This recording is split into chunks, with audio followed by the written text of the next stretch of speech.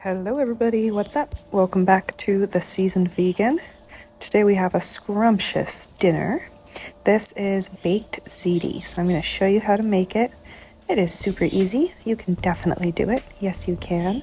Here are the ingredients that you're going to need. It's basically like 3 components. So we have our sauce right here. Got a bunch of seasonings, Italian seasoning, salt, red pepper, olive oil, of course. We have our tomato basil pasta sauce and some crushed tomatoes. This is the ground beef crumble that I'm going to be using. It is vegan, of course. And an onion, garlic, and bell pepper. That's the sauce. And then this right here, this is going to be our cashew cheese sauce. So it's cashews, garlic, salt, lemon, onion powder, and nutritional yeast. And here is the pasta. We're going to use ziti today, but you could also use penne. And then you're going to want to top it with some herbs. I have parsley today, but basil would be even better. Parsley is a good second choice. So step 1, we have to make our sauce. So this is my basic, meat marinara sauce. So I'll just show you guys how I do it.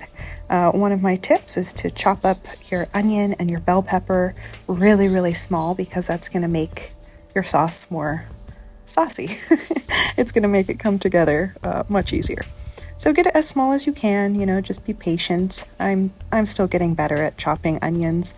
But like with anything, the more practice that you put in, the better you're going to get. So just keep practicing.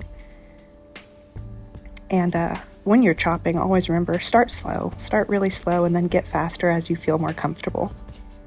Just like with anything, guys, really.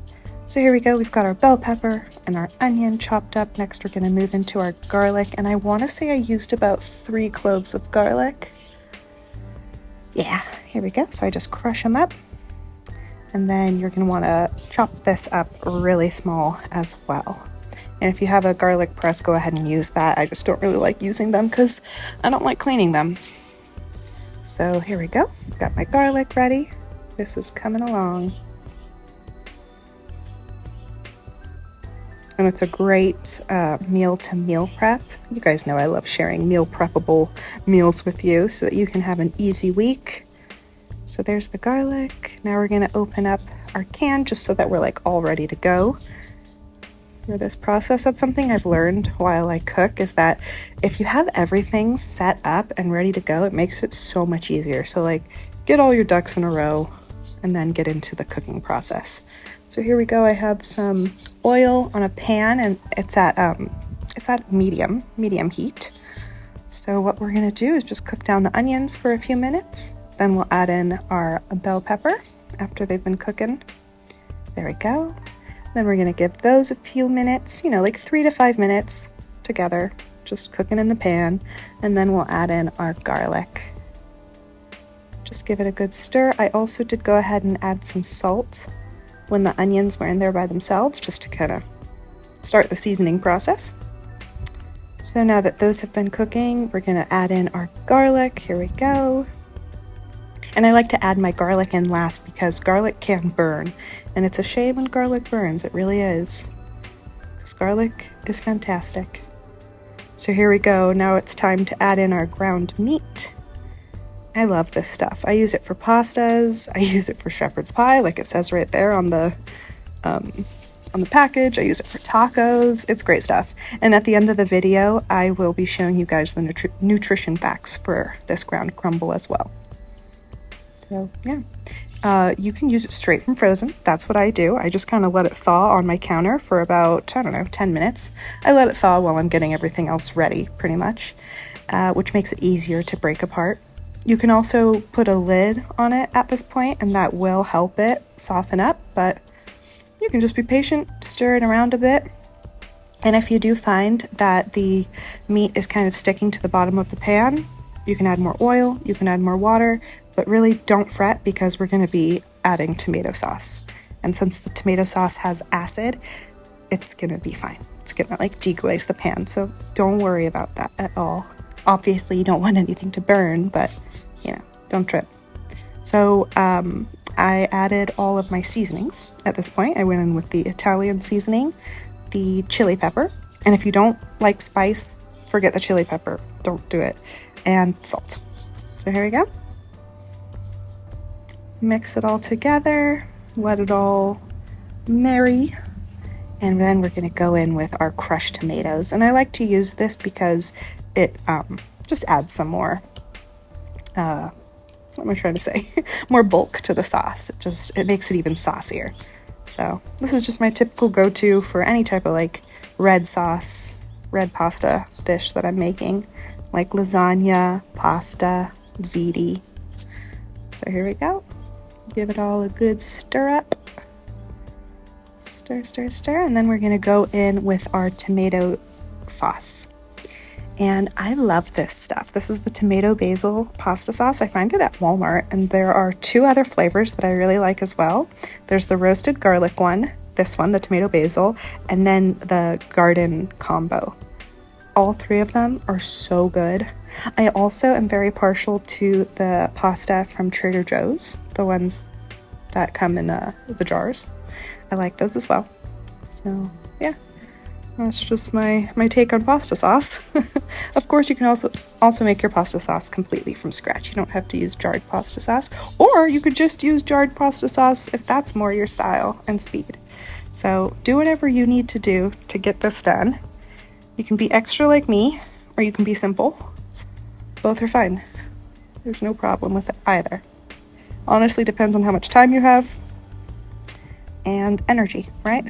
So let's see, it looks like I taste tested it and I realized I needed a little more salt and pepper, so in that went. And now that it is seasoned to perfection, we're just going to pop our lid on and let that sit while we cook our pasta, which is step number 2. We're going to boil up some salted water, and once that's boiling, we're going to throw in our ziti. Just going to throw it in. Boom. There we go. There is the ziti, and I just follow package instructions when it comes to pasta. So this one says boil uncovered for 9 to 10 minutes. So that's what we'll do. 10 minutes, boom. So meanwhile, I should mention that before you go ahead and drain your pasta, you're definitely going to want to reserve some of that pasta water. It's a step that I always used to forget, but I finally locked it in. And what I like to do is just put the pasta water straight into the sauce jar that I use. That way I can get all that extra sauce, not wasting anything.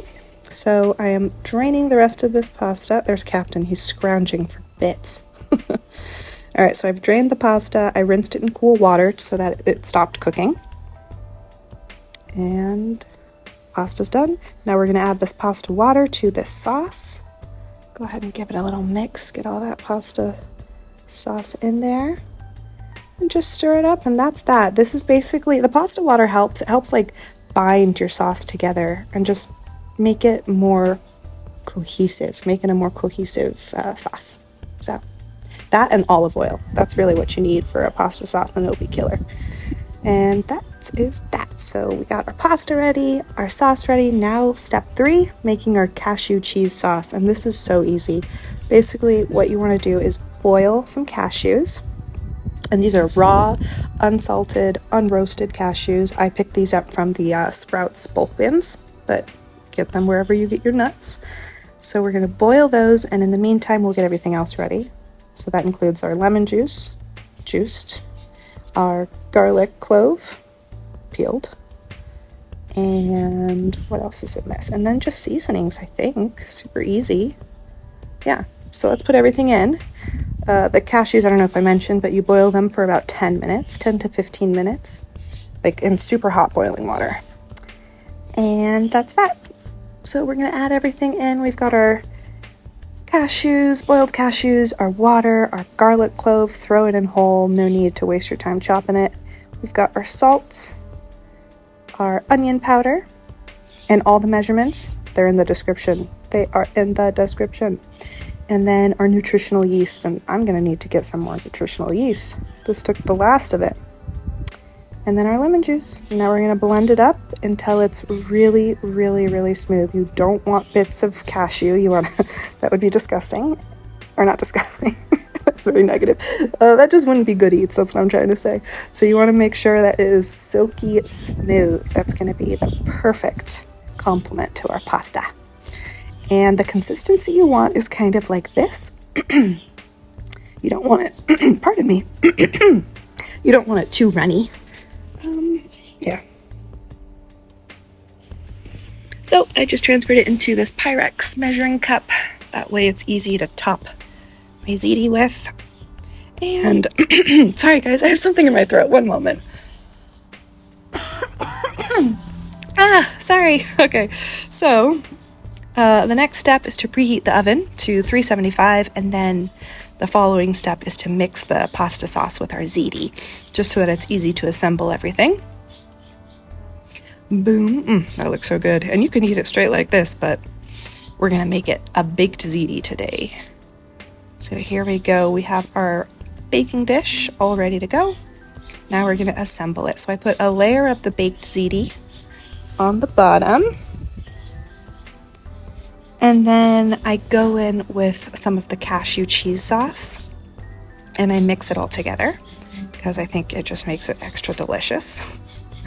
Obviously, you're going to do this however you want to do this, but this is just my way. So then we put in some of the cashew cheese sauce. Gosh, this is just so good. So good.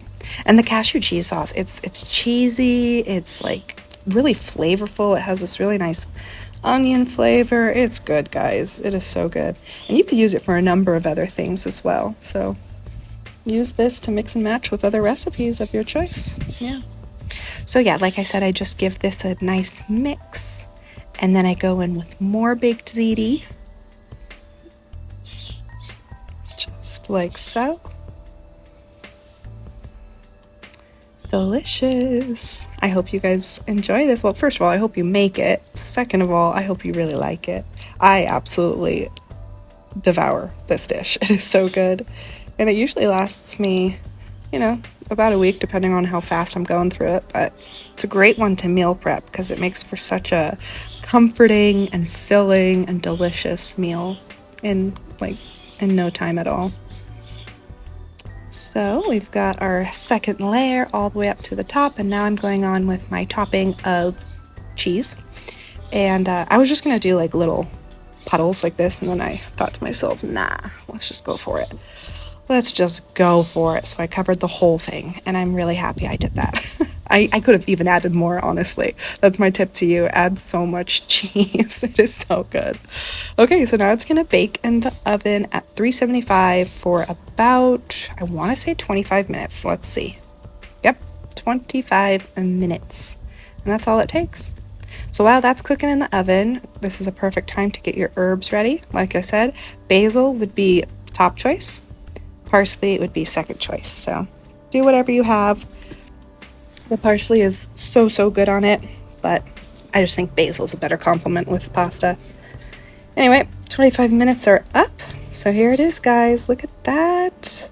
Ooey gooey deliciousness. And you're gonna have to be patient. Let it cool a little bit. Don't go burning your mouth on it. But that's it in all its glory. Look at that. And you could let it go a little longer if you wanted, but in my opinion, 25 minutes, so good. So let's put the topping on, and then we'll dig into it. Here we go with our parsley. You could probably also do a parsley basil blend. I'm sure that would be good. I've never tried it, but I think it would be good. It sounds like it would be good. So here we go. Give it a nice full coverage for your topping. And look at that, guys. Look at that red, gold, and green right there. I like to see it. Okay, so we're gonna pick up a big old scoop of this, and that'll be our dinner. And I do have some more cashew cheese sauce on the side. You could top it with more if you wanted, but unnecessary, really. It's good as is. So there it is, guys. I hope you make this one. And if you do, put a comment down below. Let me know what you think. And if you make the cashew cheese sauce and you pair it with something else, I'm curious about that too. Let me know what you pair it with. This stuff is good. It's so good. So there it is, guys. Happy eating, and I hope you are having a wonderful week. And let's see, what else? Oh yeah, I was going to show you the nutrition facts for the ground beef here. So go ahead and look through that if you want. You can pause, you can do whatever you want. But make sure you have a great week. All right, guys, love you. I'll be seeing you next, or I guess I'll see you on Friday. And Friday we're going to do a lemon pound cake, so get ready. Okay, bye.